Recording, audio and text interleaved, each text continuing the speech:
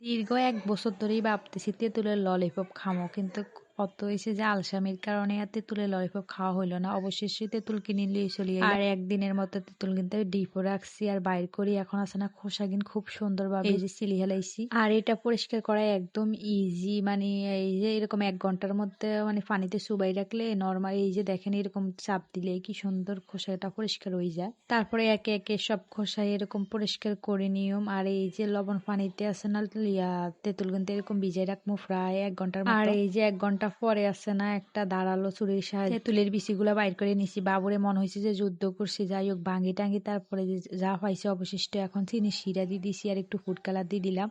আর এই ফুড কালারের মধ্যে আস্তে আস্তে এই যে তেঁতুলগুলো দিয়ে দিতেছি। এগুলো কয়টা তেঁতুলে কিন্তু কাস্তা ছিল আর এই যে ভাঙা টাঙ্গাও আসছিল সাথে। তেঁতুলগুলা ভালো করে সিদ্ধ হইলে এরকম ৫ ফোড়ন গুঁড়া দিয়ে দিব পরিমাণ মতো। আর ওই যে শুকনো মরিচ গুঁড়া দিয়ে দিব। আর এই যে তেঁতুল ললিপপ রেডি।